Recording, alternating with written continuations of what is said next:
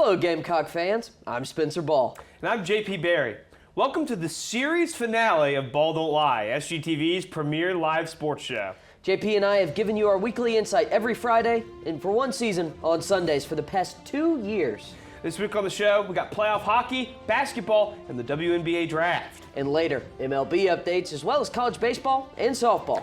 Be sure to stick around for some of our favorite Ball Don't Lie memories and the conclusion of everyone's favorite sports show. And without further ado, one last time, welcome to Ball Don't Lie.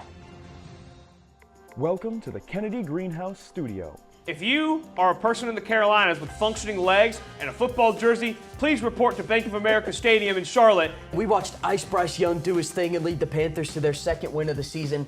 I think Matthew McConaughey and Dabo Swinney are very similar. I feel like maybe one day McConaughey could play Dabo in a movie. Well, I think there's a lot of people that love seeing Clemson lose. This is just what football is about, man. Two teams that run the football, play defense.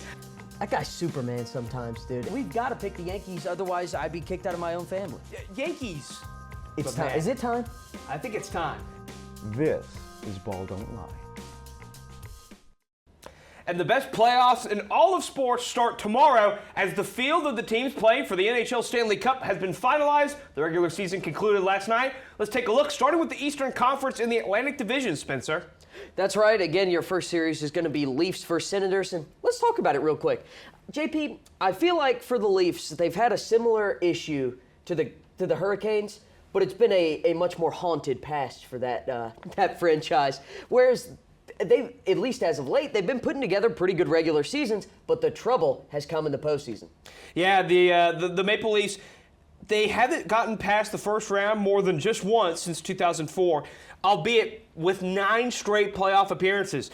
And so they got a matchup here against the Ottawa Senators. Their most recent matchup in the playoffs, 2004, when Toronto beat them in 7 games to move on. Ottawa has won 5 straight in the series and leads the all-time series, 84-71, 3-13. But it's their first playoff appearance since 2017. This one should be a lot of fun. Brady Chuck is back for the playoffs after missing. Never know how to say that one. It's always trips you up. But the Leafs, they have a couple good goalies. Anthony Stolarz leads the NHL in save percentage. Mitch Marner, William Nylander, Austin Matthews. It's going to be about the star power for Toronto.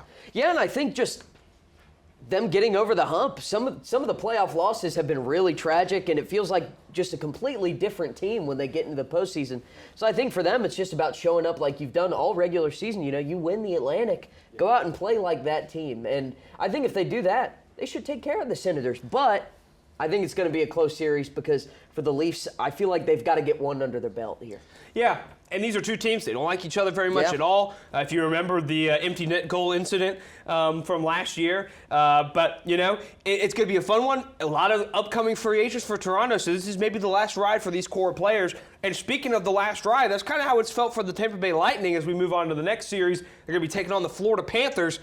But, man, the Lightning just keep on chugging. It's an all-Canada matchup, then an all-Florida matchup. So, very regional. So if you want to get some away games there, I guess not too far of travel. But, again, I feel like these have been two powerhouses as of late, especially in the 2020s, late 2010s. The Lightning seem to make the playoff all the time. Another good team, they have the NHL points leader, Nikita Kucherov. But, you're going up against the Florida Panthers, last year's Cup champions, and it's a really tough draw because really they seem to turn it on in the playoffs. It's a team that, JP, I didn't personally expect them to win the Cup last year. I expected them to get knocked out on the way. I didn't really see them making the final, but they look like a different team in the postseason. They flipped a switch, and they did not look back at all. Yeah, they always do. It's always Sergei Bobrovsky turning into his old school form in the postseason and willing this team on his back. You got Matthew Tkachuk, and they traded for Brad Marchand. We haven't seen Marchand and Tkachuk together on the ice yet, but head coach Paul Maurice said everyone is available for the playoffs. And, this is just a great rivalry. They've met 5. This is their 5th meeting in the playoffs. And it's all since 2021. In last season's series, Florida won in 5 games, which was pretty surprising. But we'll see what they can kind of do in this one. Moving now on to the Metro Division. It's 2 of the more surprising teams in the NHL. It's the Washington Capitals and the Montreal Canadiens. Yeah, and the Capitals, again, one of the best teams in the entire league. But again, I would say a surprise. They get the 1 seed in the Metro, so they'll get the second wild card team in the Canadians, and I think that works out pretty well for them. They're led in points by Dylan Strome. It's their second straight playoff appearance, but I think this team's gotten a lot better. Yeah, they were probably one of the worst teams to ever make the playoffs last year, and it was kind of just a fact of life. Everyone was like, "Wow!" Kind of surprised the Capitals didn't tank, and they did not do that. They then added on in the offseason, most notably Logan Thompson, the goaltender from Vegas, putting up a 31-6-6 record with the .910 save percentage. I'm going to call that pretty good. Yeah, I think that's pretty good. I'm thinking that's good. And these two teams have only met once in the postseason, with Washington blowing a 3-1 lead to the Habs back in 2010. For Montreal, they're one of hockey's most storied brands, but it's their first time back in the playoffs since 2021. Yeah, and for the Capitals, it's a really good team effort from them. It's a really balanced attack. They don't have a guy with a super high point total. 81 is your highest pointsman isn't great, but they're all spread out kind of around that mark, which is a sign of a good team because, if you're relying on one guy too much, it's hard to know how far that can take you. But they've got they've got the NHL's leading goal scorer all time, and it feels like when you have a guy like him you can turn to in the postseason, that's extremely valuable. Yeah, and we'll see how Washington responds when they go on the road to Montreal, one of the toughest places to play in the entire NHL. But maybe the toughest place to play in the NHL this year has been Raleigh, North Carolina, as the Carolina Hurricanes are our next matchup. They won a league-best 32 of their 41 home games this season, and they take on New Jersey starting on Sunday. We talked about this matchup last week, so we're not going to spend as much time on it. But for New Jersey, they're dealing with a lot of injuries, but it's been about next man up for them. Jesper Bratt, Nico Hischier, and Stefan Nason, who was a former Hurricane, have really picked up the slack for them. Yeah, and you got to give them a lot of credit because I think some people are probably writing them off with all these injuries. They still find a way into the postseason with a good record. And, the postseason, it's a whole new season. Any of these teams can beat anybody, and that's the beauty of it, right? So everything goes out the window. Everybody, they're going to, I'm sure be trying to get everybody back that they can. And it's a Metro series, two good teams that don't like each other, a lot of former players on either side, and that creates a lot of fun, tension. Again, for the Canes, we've talked about it. I think the main story, who's going to be in net? Yeah, both goaltenders had rocky ends to the season. Freddie Anderson was much better, though, still ranking in the top 10 in goals saved above expected over his last 20 games. But we'll see who they go with, and we could see him go with both. Carolina, they won 32 games at home, but they were paltry on the road with a losing record away from home. And Prudential Center's a tough place to play, so we'll see how they do it there. But speaking of the parity in hockey, nothing is a more intriguing stat than the President's Trophy winner, which is the most points in the regular season, has not won the Cup since the 2013 Blackhawks. The Winnipeg Jets out west are going to try to buck that trend. They sure are, with an outstanding and very surprising season. They were dominant, and JP, I think you can circle two guys that have had a lot to do with that. It's going to be Kyle Connor and in net Connor Hellebuyck. Yeah, they are a team that is led by their stars. Connor leads them in points, goals, and assists, and Hellebuyck leads the NHL in pretty much every goalie stat possible. He's probably the best goalie in the entire league right now. Is he the best playoff one? We'll see how he can rank up against guys like Vasilevsky, Bobrovsky, and there's no Igor Shesterkin this time. Carolina is pumping their fists at that. But their opponents on the other side of things, they have a storied playoff history in net as well. Jordan Binnington, who's not a great goaltender now, but back in 2019, he single-handedly willed the Blues to their first ever Stanley Cup. Am I wrong for saying this is a Four Nations rematch of goalies? Yes. Hellebuyck, Yeah. Binnington. And I tell you what, Binnington looked mighty good in that one as well. So you can, again, we just mentioned it, you can look at the regular season. There's a reason the President's Trophy winner hasn't won the Cup in 10 years. It doesn't matter what you do. That's awesome. It's not the Stanley Cup. They don't care about how many points you get in the regular season as long as you get your way in. But, you buy home ice advantage. And, again, it's just going to be interesting to see if the Jets can keep up their great form throughout the postseason. Absolutely. It's St. Louis's first playoffs appearance in 3 years. Their points leader, Robert Thomas, another hero from that 2019 squad. The last time these two teams faced off in the playoffs was 2019 when St. Louis won in 7 games en route to that cup. Now the other Central Division matchup, this one, I mean, it has all the headlines. It's a little personal. It's the Dallas Stars against the Colorado Avalanche. We'll get everything out of the way. It's Micah Rantanen against his old team. One of them. Yeah, one of his old teams. But the Stars limping into this playoff. They've lost their final 7 games of the regular season. Leading goal scorer Jason Robertson left the most recent game with a serious leg injury. They're already down their top D-man, Miro Heiskanen, as well. Yeah, and that's really tough to have your leading goal scorer get injured right, when you're already in the postseason, and he goes down with a bad injury. And is there an update on him? We know if he's going to be available, or is it? I think they're kind of remaining bullish on him. Heiskanen might be available after Game 1. He's been ruled out for Game 1. And for Dallas, they got Jake Ottinger in net. We've seen him rise to a superhuman level in the postseason. If you remember, it's like 60 save game against Calgary a couple of years ago. For Colorado, it's Nathan MacKinnon. It's Nathan MacKinnon and not much else. I mean, Cale Makar's awesome as well, but with McKinnon's NHL leading 84 assists, he's been the engine that drives the team through a season where they had very tumultuous goaltending. With Alexander Georgiev getting shipped off, moving around a lot of pieces, but Mackenzie Blackwood has been really good since they got him at the deadline. You got to think that's who they'll go with. Yeah, it certainly seems that way, but again, for the Avs, I think it's more about the offense. It's MacKinnon, who he surrounds himself with, again, like Cale Makar, as well as former Kane, Martin Necas. And one thing about this team, they are lightning quick. I mean, they're one of the fastest skating teams in the league, and I think that's going to do them a lot of good in the postseason, especially against, as you mentioned, a limping Dallas. Yeah, it's the 7th all-time meeting between these two squads. Dallas won in 6 games last year. In the Pacific, we now move on to the Vegas Golden Knights, who are making their 7th playoff appearance in their 8 years of existence against the Minnesota Wild.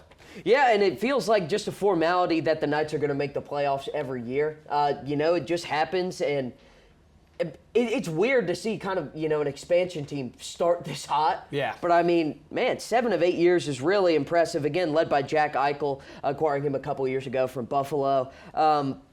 Again, it's just the Knights, man. They make the playoffs. And for the Wild, haven't been there in a little while, or haven't gotten out of the first round in a decade, looking to do that here, led by Matt Boldy in every major statistic. I think this one's going to be a little interesting because I feel like it's not as strong of a Knight squad as we've seen in years past. Yeah, and it's a Minnesota squad that's led by a great goaltender. They don't really get a lot of scoring. They're a lot like the Hurricanes. They're very defensively focused. They're great at home.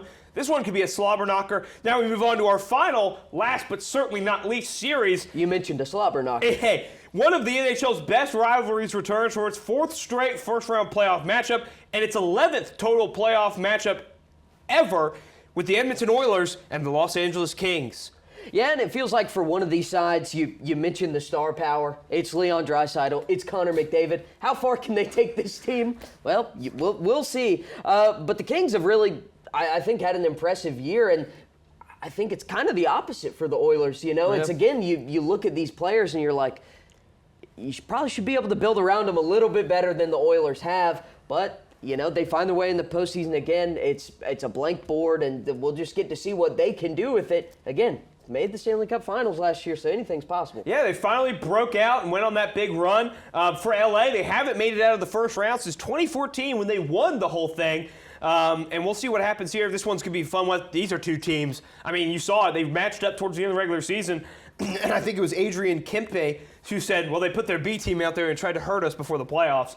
I mean, blood will be boiling in that one. But it's not the only playoffs we got coming up, Spencer. No, it's not, and that's what makes hockey so special. But let's talk about basketball. Let's go to the court. The NBA postseason has already tipped off. Here's what's happened so far in the play-in. So the field is not yet determined, but we are certainly going to figure it out tonight. Yeah. Again, as the 8-seed Grizzlies and the 10-seed Mavericks face off in Memphis tonight at 9:30. And in the East, I mean, nothing more cinematic than the Atlanta Hawks and the Miami Heat in the NBA play-in. 7 p.m. tonight at State Farm Arena in Georgia. Again, the 7 seeds have already moved on. That's the Magic. They'll take on the Celtics in round 1, and the Warriors in the West, who will take on the Rockets. JP. I mean, the play-in tournament is kind of a mess. Yeah, that's... And so we struggled to capture it in an artistic vision. But, you know, it really is a tale of two conferences. Because in the West, you get some great, I mean, Dallas kind of kicked the Kings out of the club. Can we speak about the Kings real quick? Oh, man, I yes. just want to talk about, you know, first off, you fire Mike Brown right into the season. And I understand because apparently he had some weird rotations. Keon Ellis was getting DNP'd when Kevin Huerter was getting 35 minutes a game. But then their master plan is like, you see that team of old, the 2022-23 Chicago Bulls that made the play-in? I want that. I want that. I want Zach LaVine. They were like, and they're good players, but you literally saw how that went. You got a trial run. It did not work.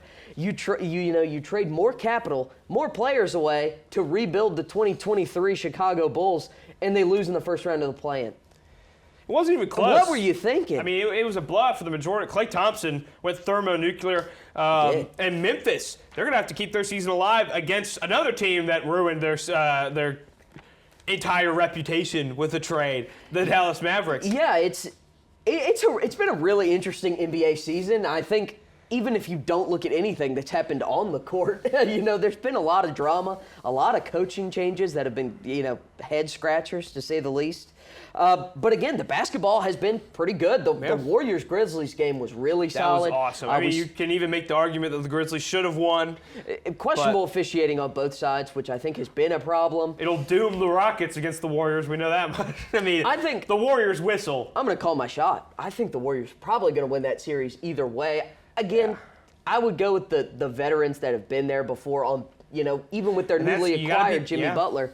I like the Warriors, and the Rockets haven't been there just yet. And, you know, speaking of that, other than the one seeds, all the first-round matchups have been announced. There's a lot of these kind of dichotomy matchups between new surprise teams and these teams that have been here before. We'll start this time in the West with the Oklahoma City Thunder against either Memphis or Dallas.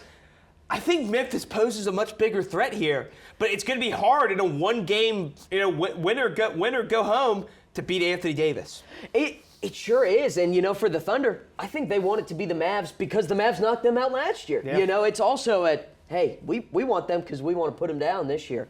And frankly, for the Thunder, I could see them putting down whoever gets through. I mean, this is a really great team, and if they're playing like they have in the regular season, they should move on. But for the 2 seed, again, they take on the Warriors. I think this is a tough draw, man. This one is a very tough draw. Houston, the only guys with playoff experience on this squad are Fred VanVleet and Dylan Brooks.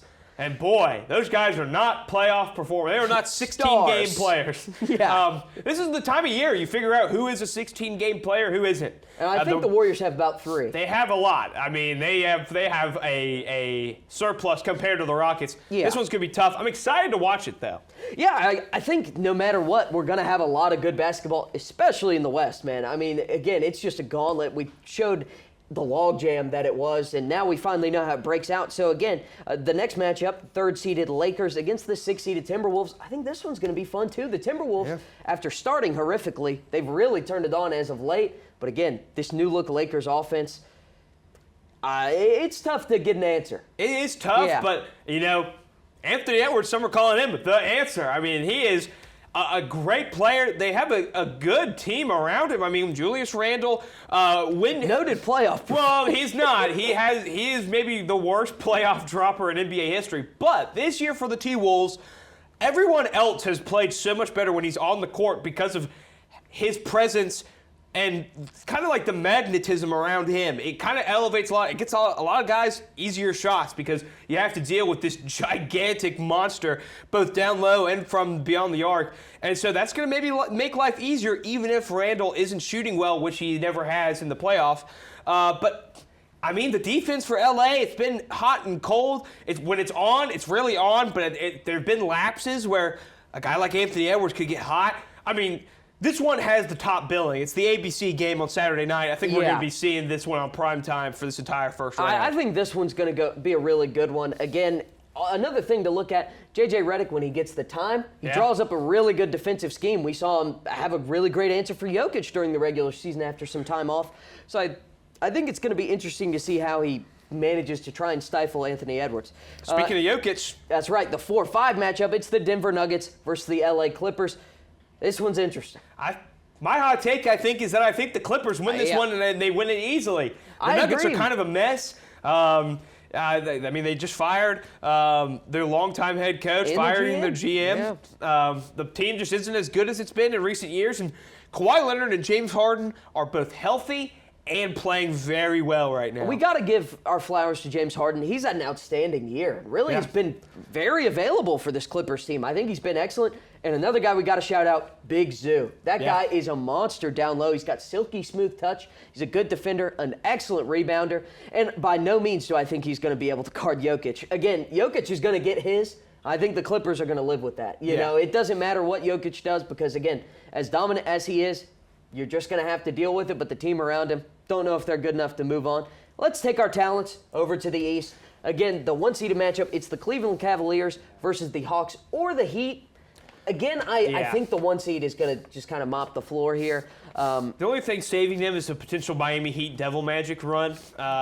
It's just possible. It has happened before from the 8th seed. Yeah, but I mean, I don't think either of those teams are necessarily competitive. But this 2-seed matchup, I think it could shock little people as the Orlando Magic are going to go up to Boston to take on the Celtics. This is a very defensively oriented team going up against the Celtics, who kind of had some streaky offensive performances from guys like Jaylen Brown this year. Yeah, my take, again, the Celtics had their flaws in the regular season.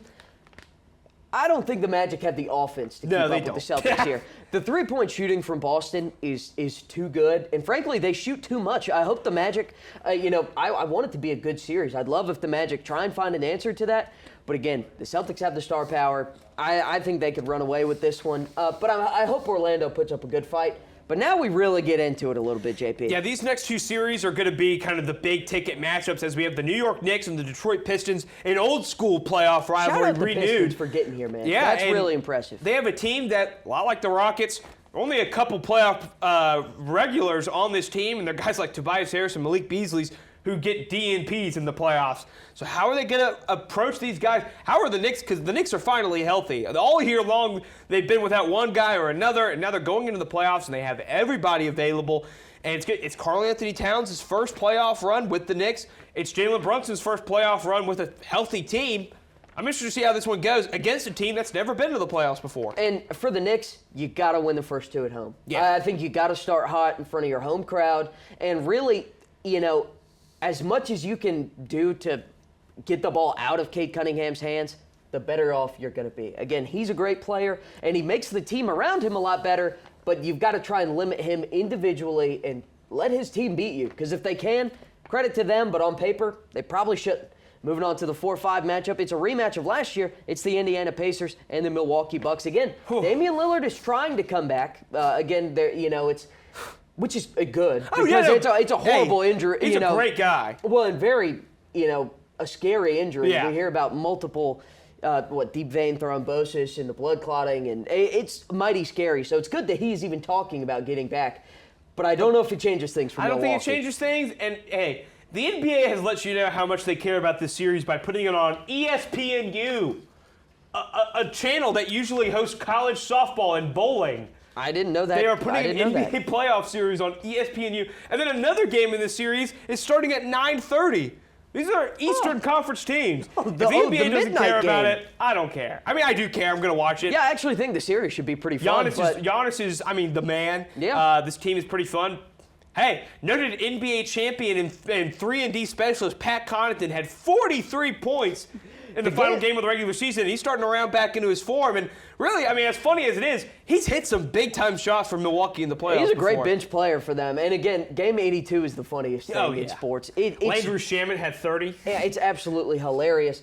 But it's not the only basketball we're going to talk about. In women's basketball news, the WNBA draft aired earlier this week on Monday. And to no one's surprise, Paige Beckers went #1 overall. A big shout-out to her after an outstanding college career. JP, players like her are going to only elevate the WNBA, and I think this league has done a ton of growing, and I think they're just going to keep on growing because, again, she is must-see TV. Yeah, we're talking about new teams. We've seen recently a push to bring back the Charlotte Sting. And it's the team in Houston, the team in Toronto. I mean, they're really trying to expand the league, and I think it's really great. And I think it says a lot about the depth of talent coming in that somebody like Haley Van Lith and Tahina Paopao, Bree Hall, Sanaya Fagan, all these players aren't going in the top 10. And it's no disrespect to those players that there's a lot of top tier talent like Georgia Amore, or better known as Georgia. Georgia, for old time's sake, a noted friend of the show. And so it's just, it's good to see. But a more shocking thing is that there's a lot of people coming back to college too. That's very interesting. But one thing I also want to point out is the international talent starting to file into the WNBA. I think that's really interesting because we see them in the Olympics. You see a lot of players play for their country, and you're like, who is this? Like Dominique Malunga going second overall to the Seattle Storm. If there was no Paige Beckers, she's probably the #1 overall pick. An outstanding talent, very lanky, good 3-and-D player. And I think stuff like that is also just going to keep growing the league, not only in the country, but internationally. And you've seen how important that is to the NBA. So I think it's a really great strategy. And the more teams you add, the more you can expand the draft. I think the WNBA is really in a good spot, and the more games they can get on TV, the better. But again, 3 lucky teams got themselves a Gamecock in this draft. We got to shout out the people we've been watching for 4 years. Unbelievable that, we can say that. But really some program legends here. Again, Tahina Paopao goes 18th to the Atlanta Dream. Bree Hall goes to the Indiana Fever to team up with Gamecock legend Aaliyah Boston at pick number 20. And Caitlin Clark. Of course. Just wanted to shout out our Gamecock connection there. Yeah, but boo, Caitlin Clark boo. does have 45 games on TV this year. So the Fever, if you like Bree Hall, get your ESPN locked and loaded because you can watch as much of it as you can handle. And Sanaya Fagan also picked 21st to the LA Sparks. So just a big congratulations to them, and they've been really fun to watch and really important to this program. They have, and until they bring back the Charlotte Sting, you can follow along with Gamecocks in the WNBA. That's right, and don't go anywhere because we've got baseball, softball, and even MLB coming up right after this quick commercial. Despite having the hardest schedule in baseball up to this point, the Chicago Cubs have played pretty well, Spencer, huh? They have, JP. I mean, I've been really impressed. They're 12-9 right now, first in the NL Central without even touching a division opponent, which would probably do them some good as the division's not that strong. But let's just hear about their series so far. The Tokyo series versus the Dodgers, on the road versus Arizona, on the road versus the Athletics, home versus the Padres, home versus the Rangers, on the road versus the Dodgers, and on the road versus the Padres. Quite literally, it doesn't get harder than that. They have the hardest ranked strength of schedule so far. And, I mean, it's been a grueling trip. And, JP, they come home this weekend, and you're like, oh, my gosh, maybe they'll play the Pirates. No, home versus the Diamondbacks again. They're knocking out all their West Coast action immediately. But at least there's no more games past 9:40 until August. So at least for Cubs fans, you get to watch it during a good time. But, again, I've been really impressed with this offense. I think they are second in runs per game, and they've really been hitting the ball well, and they've been getting it going from a lot of different guys. Nico Horner has been incredibly clutch. Pete Crow-Armstrong picked up the bat, and Michael Busch against his former team looks like Barry Bonds. Yeah, but hey, Pete Crow-Armstrong didn't pick up the pen when the Cubs handed him a contract that he definitely should have signed because, I mean, if your career WRC plus is lower than the amount of millions of dollars you're being offered by a baseball team, you should sign that in nanoseconds. I don't get, but he seems like an interesting character anyway. The bat's picking up, so I understand it, but especially because just him being on base and in center field. He's a really outstanding guy to have on your team. But again, that's the key for the Cubs. Justin Steele having elbow surgery this morning, out for the season, unfortunately. They've got to go add a starter. They've got to go add some bullpen arms because, again, they blew a game out in San Diego because this bullpen just falls apart at the hinges when you can't throw their 3 best guys. Other than that, it's kind of a nightmare. Caleb Thielbar has been bad. Nate Pearson went back down to AAA after an evil start. It was ungodly. So he's out of there. And really, they got to make a trade. And really, I think that's what the Cubs fans want. Even if it doesn't work out that well, you just want to do something. Otherwise, you might win the NL Central and you lose the DS. And so it's just about being aggressive, trying to make this team better, and re-signing your star players. But another team that is playing tough games so far, it's the Atlanta Braves, who have the second hardest strength of schedule. It's just been tough sledding for these two teams, and you just want a break, man. Yeah, you do, and Atlanta, it's not like they're getting blown out. That's what maybe is making it even worse, is that these games are just grueling heartbreakers night after night. Their worst 18-game start since 2016, and they rank in the bottom 10 in pretty much every stat. I mean, they strike out a bunch, they don't get on base. They struck out 19 times the other day. That they did. It tied the franchise record from when they were the Boston Braves. That's good, certainly. And when it matters most, they're not getting key hits. They're 27th in average with runners in scoring position. Pitching hasn't been very good, but there is some stuff to look forward to there. Spencer Strider has returned on Wednesday in the game they struck out 19 times. He had 5 innings pitched, only allowed 2 earned, and had 5 strikeouts, becoming the fastest starting pitcher to 500 strikeouts in MLB history. I mean, he's awesome. There's just nothing else to say. There's a couple guys for the Braves that really look like they can be huge difference makers in turning this team around. And coincidentally, they're both named Spencer. Yeah, Schwellenbach has been amazing as well. Although he had a tough start up in Toronto. I'm going to send him a video clip on Instagram. And, you know, JP, maybe you can watch me on the big screen. 3 Spencers, I think that's what it would take for the Braves to really turn this season around. But let's take a look at what's coming up for those Braves. Yeah, it's either that or maybe Ronald Acuna Jr. coming back.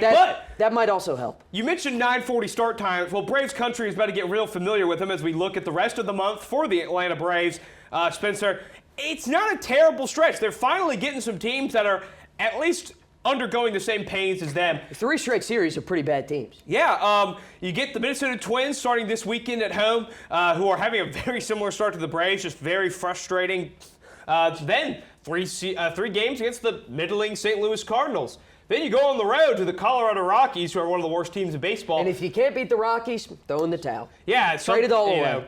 That doesn't fix Matt Olson playing. They fired their hitting coach today, and JP, we are barely 20 games in. I mean, oh man, it's bad. And then they end April with a road trip to Arizona to take on one of the best teams in the National League. So it's not all smooth sledding, but there are wins here for the taking. And if you can get on a tear, get your record pretty much close to 500. Then you got Acuna coming back. You got Craig Kimbrell coming back. Anything can happen. And, you know, you're giving guys a little bit, you know, maybe some easier at-bats, get your confidence going. And I think that's definitely what they need. But another team that actually turned it around a little bit, Gamecock Baseball, they did pick up a win yesterday we'll get to in a minute. But last weekend, we're going to talk about it, but we sure don't want to. It was a bad series of affairs against the Aggies of Texas A&M. It maybe was the bottoming out of this entire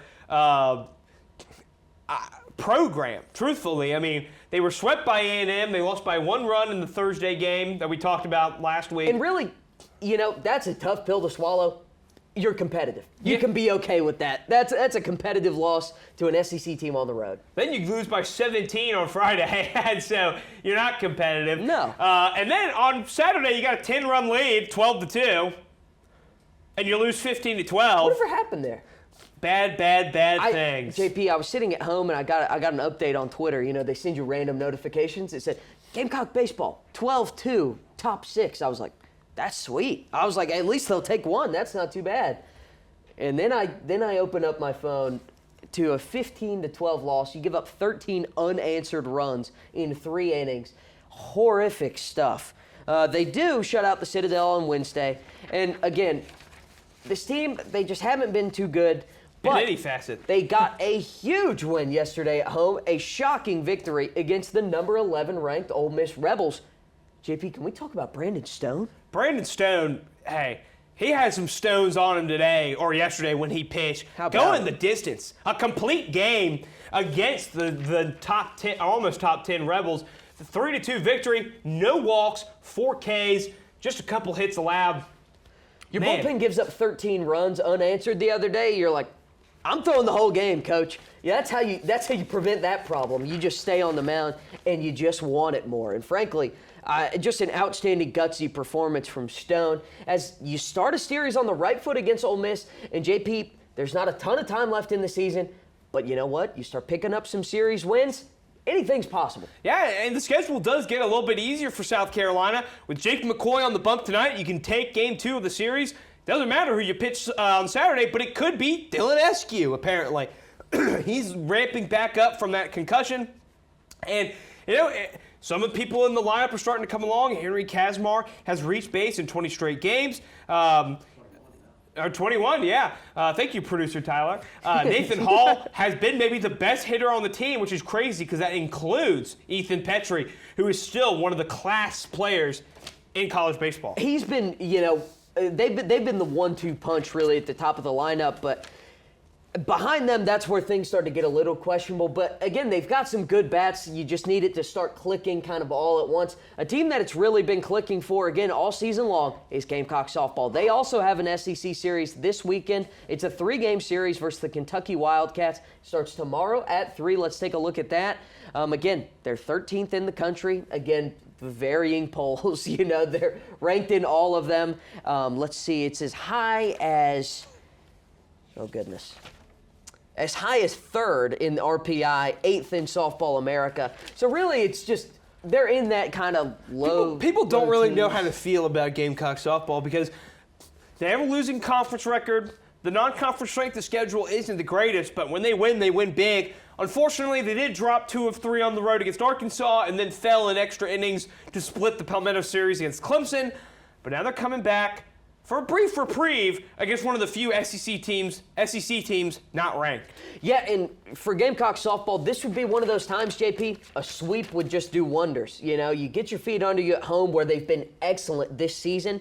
And you go out, you win some big games, and again, you improve that record. Ariana Rhoades had an outstanding week despite the losses, hitting a couple long balls, one of those against Clemson, one in the series down against Arkansas. And she's been great with the power for this team, but everyone else, again, they draw walks, they get on base. It's a fantastic team. Tyler, you're going to be on the call what day?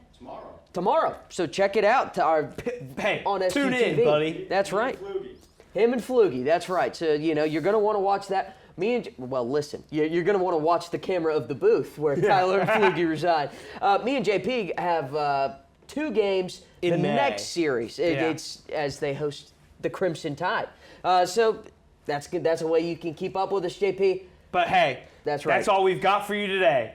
We'll be right back after this break to wrap up the final episode of Ball Don't Lie. And instead of pick'ems this week, we thought we'd share some of our favorite moments from these past 2 years, 5 seasons, 64 episodes.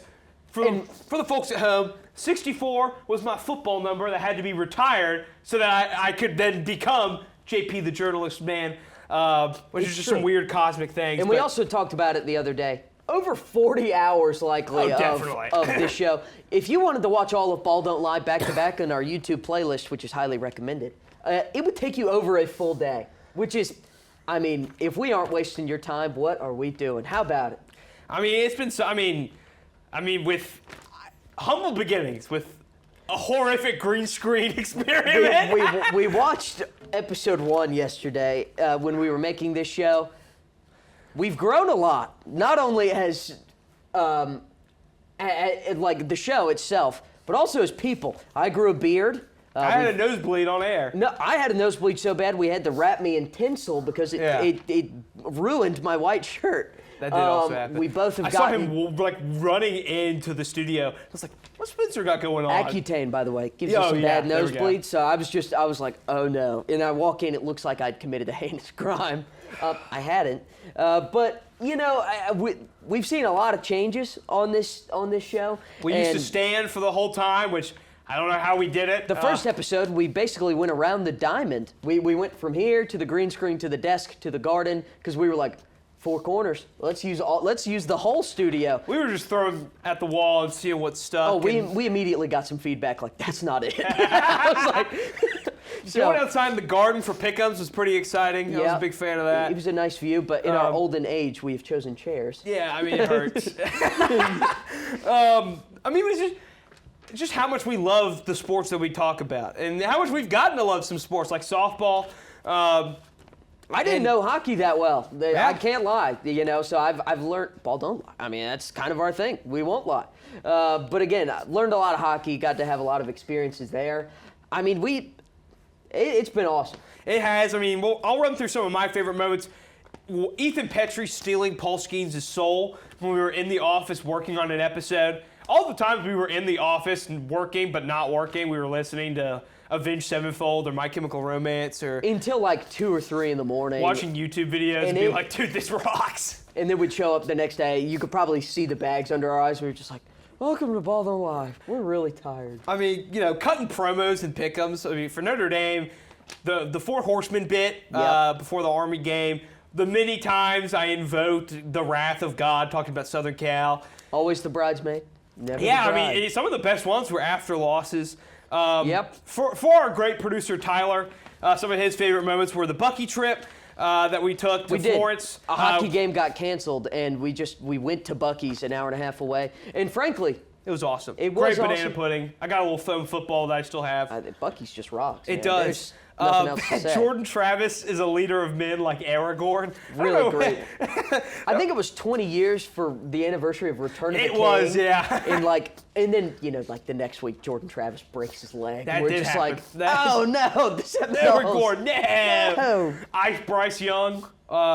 We can't say his other name on air. We talked about this yesterday as well. We only got to talk about the Panthers for 2 seasons. That first season, They won 2 games. We barely talked about it at all. We talked about the first game like it was the literal Super Bowl. We were like, they did it. They beat the Texans. I don't think they scored a touchdown in that game. I don't know. So, dude, the all-night summer episodes were always a trip because we were like, what are we going to talk about? we looked kind of disheveled, like we're holding a phone like this, and overgrown beard. Burying the hatchet. And then we did an online Summer Bowl to Lie, and then we did Burying the Hatchet. We did. Which was awesome, but died an untimely death. Due to factors really outside of our control. And then the NC State run with DJ Burns. Hey. Allegedly, it was cool. Go State! I would be forsaken from my home if I said that on air. But that's all for Tyler. Again, for me, the Michigan beef was excellent. We cut a YouTube short about the Michigan Manifesto. Might be the most viewed thing in Ball Don't Lie history. It's really up there. But again, they cheated. Don't let them tell you otherwise, even though they won the title. I'm just waiting for the day it gets revoked. But again, just hating them was pretty cool. Always the bridesmaid, never the bride is one of my favorite moments of yours. That was sweet. Jeff Fisher, because you were like perfectly 500 in pick'ems every single week.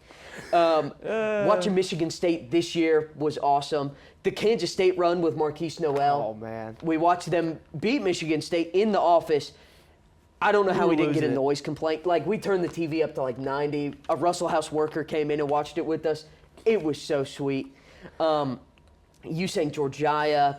It was great. Just all the rants and the homages and just really everything that we talked about that we hoped you could tell that we love sports. And that's really what this show's about. The one time Miss Mui ever got heated on stage was in football with the SEC argument. Let the record state, I was right. The SEC got curb stomped in the playoffs. It was awesome. Not that Spencer was towing the party line or anything, but I was like, dude, the SEC is not that good this year. I never said they were the best conference. That's true. It was the Big Ten. I just don't think they were horrible.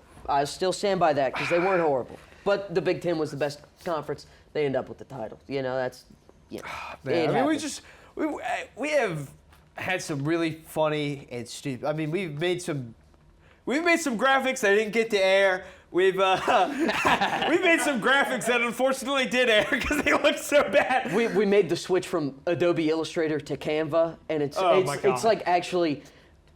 It was probably like what working on like a 1940s computer is like. When we first got our first creative services graphics from Adobe Illustrator, they were booby trapped. It was impossible. We kept opening up layers we didn't know what were. We were just, how can I type? These text boxes aren't real. They were fake text boxes. Yeah, it was very interesting. But JP, something I thought about earlier. Around the Horn is going to end soon. And they've been on the air for like 25 years. Yeah. We've had 64 episodes, and dude, it must feel crazy for them. Because I know like we're both like, man, this has been so fun. This is emotional. But they've been on the air for 23 seasons. So it's really crazy, but it's been an honor. Yeah, I mean that's really what Yeah. it is. I mean it's just been very fun. I mean we got to make something. Not everyone gets to do that. We've gotten to talk about sports and blather on and not get told, hey, that was way too long, because people for some reason like us. They like us talking about sports, so they followed us from hockey to softball to men's soccer in the hottest press box ever, all the way back to here, because this is where it all began. That's right. And, before we sign off, I think we should, do what we do best and give our thanks. So a big thank you to all of the tech people that have ever worked on this show. The man manning it right now, Micah Rhoades, a big shout out to you. Thank you to our lovely producer, of course, Tyler Perrone. Again, thank you to all the station managers, Caroline Smith, Nick Hill, Delaney Flanagan, that have let this show happen without, us getting yelled at, but we toe the line appropriately. Thank you to Brett Williams. That was the next name up. Brett has given us a ton of feedback on this show, and it is certainly better because of him. So if you enjoy watching it a lot more, definitely thank you to Brett, because our first episode, incident. Go watch it after you watch this one. We both wore episode 1. We look very different. The only thing different is my class ring and my hurricane socks, shoes. because my sister got me these for Christmas, and I got this because I'm old. And then this show wouldn't exist without the Kennedy Greenhouse Studio, and who else to thank but the man who runs the whole shebang, the Wendy's man himself, Britt Hogg, my favorite man. He's probably here, and there's some loud he fans, but I mean, just a big shout out to him. And thank you to everyone at home, everyone that supports us individually. We love you all. Thank you for tuning in. It's been the most wonderful ride. And stay tuned. Follow us individually if we ever decide to be just another two white guys with a podcast. Yep. Because frankly, it's probably in the cards. It's probably, we might take a month sabbatical. We can never let go. I mean, it's like Marvel bringing back Hugh Jackman for Wolverine and then being like, oh, this wonderful send-off. Anyway, he's in the next movie. Yeah. But I think we've drawn this out long enough. We have, and as we always do, that's going to do it for the final episode of Ball Don't Lie. Be sure to follow us on Instagram, X, and TikTok at SGTV at USC, and us individually if you want to keep up with us after us two old men graduate. Yeah, I mean, all our social medias are pretty easily defined under our names. And they're in our lower thirds in the intro. That is true. Yep. On Yep. X, the X is. Also known as Twitter. Yeah. But hey, to keep up with all of our content and the content of all the wonderful people of this organization, be sure to also visit us online at sgtv@usc.com. For SGTV, I'm JP Barry. And I'm Spencer Ball. From all of us here at SGTV, have a great weekend, Carolina. Forever to thee. Oh my goodness. Hey. One love.